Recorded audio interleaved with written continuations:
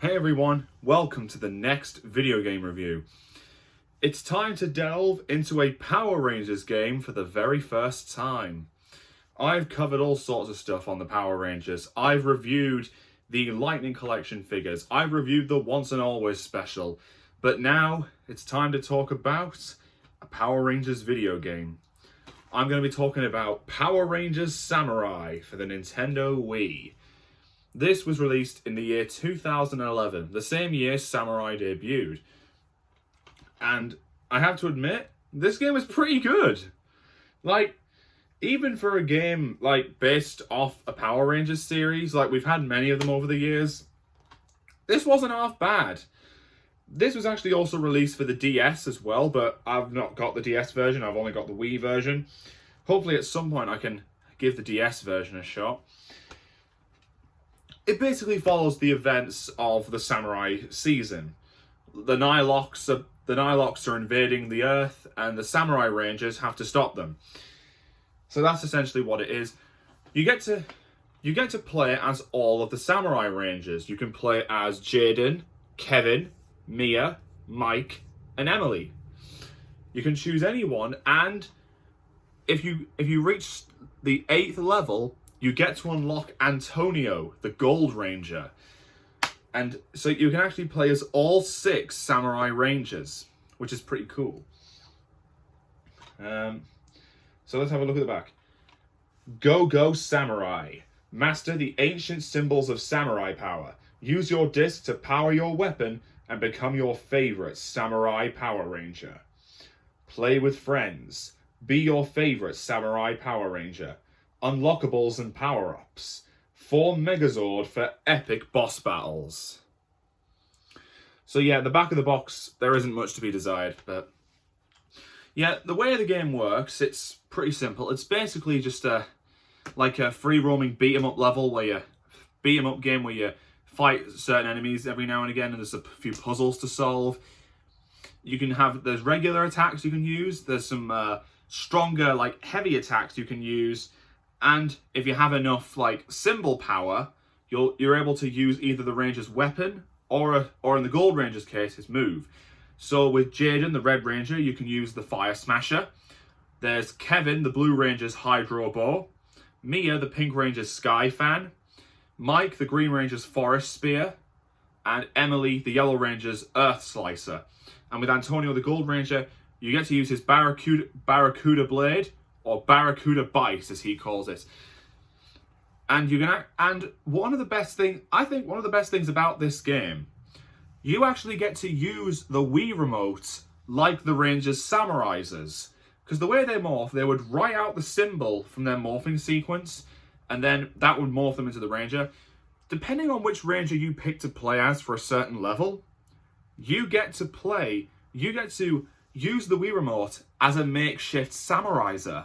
That is pretty cool, if you ask me. It honestly makes you feel like you're actually holding a Samuraiser.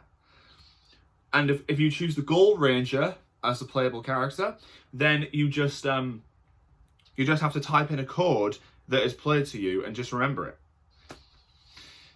It's just like that. That's his Samurai Morpher. And then you also write out the symbols for the Mega Mode powers, for when they get into the Mega Mode and they get the Zords.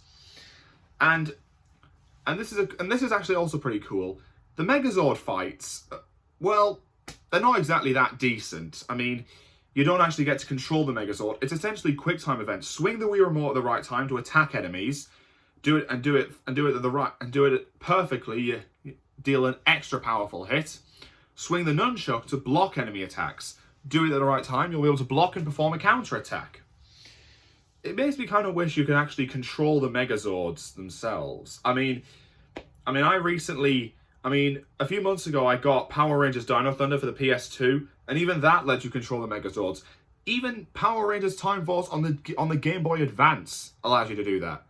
In fact, and Megazords were the main playable characters from the Rangers in Mighty Morphin Power Rangers, the Fighting Edition on SNES. So, why this game didn't feel like giving the option to control the Megazord yourself, I don't know. I just wish they did that. But you don't just have Megazord battles, you also have like regular boss fights, like with the Rangers. You get to face off a few villains from Samurai, like Scorpitor, Rhinoceros, Rofa, Robtish, a few of the Nilox. And so it basically does carry on and play with the basically does follow the events of the first season of Samurai. But one of my main complaints about this game is how short it is. When you hear that this game basically follows the events of Samurai, the levels basically adapted episodes of the show. But they didn't do them all. They didn't do them all. There was no wedding thing, that Nylok that stole all the brides. There was nothing like that. That Negatron that hurts people with insults, he wasn't there. I think it would have paid off if they made a Samurai game that lets you to play through all 20 episodes of Samurai, with the Halloween and Christmas episodes as just bonuses you can unlock. But they only give you 10 levels. However, they do end the game with Jaiden's battle with the half-human, half-Nylok warrior, Deca. And that's cool. They do, because the fight with Deca is the last part of Samurai, and it's the last boss of the game. So I'm glad they did that. Kind of wish there was a Master Xandred fight in there, but, you know. So yeah, I don't really like how short the game is, but there's one thing I absolutely love about this game. They brought in the main cast from Samurai to provide the voices for the characters. So Jaiden the Red Ranger, he's played by Alex Hartman on the show. Alex Hartman returns to voice him. Mia Watanabe, played by Erica Fong, voiced by Erica Fong. Deca, played by Ricardo Medina Jr., voiced by Ricardo Medina Jr. The whole cast of Samurai came back to provide the voices for their characters in the game. I love that. That's actually pretty cool. It's what a lot of TV shows based on... It's what a lot of video games based on TV shows do. They do it for like the... They've done it for the Ben 10 games. They've done it for Simpsons games. Anything like that. I just find that pretty cool. So yeah, all in all, Power Rangers Samurai for the Nintendo Wii. I wouldn't call it the best game, not the best Power Rangers game, but it's a good game. Not a great game, but a good game. And it does have a few shortcomings, like the fact that you can't actually control the Megazord, and it's half the length of the actual season. But it's fine. It's a good game. It's a good game. Do I recommend playing it? Well, I don't know.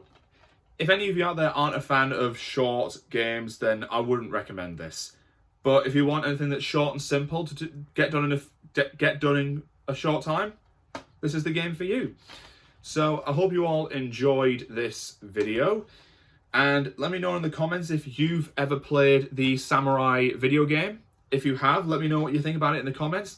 And while you're in the comments, tell me if you ever saw the Samurai season on TV, and tell me what you think of it. Is it one of your favourite Power Ranger seasons? Personally, I find it rather underrated as a Power Ranger season. But yeah, that's it. That's Power Rangers Samurai for the Nintendo Wii. Catch you later, everyone. See you next time.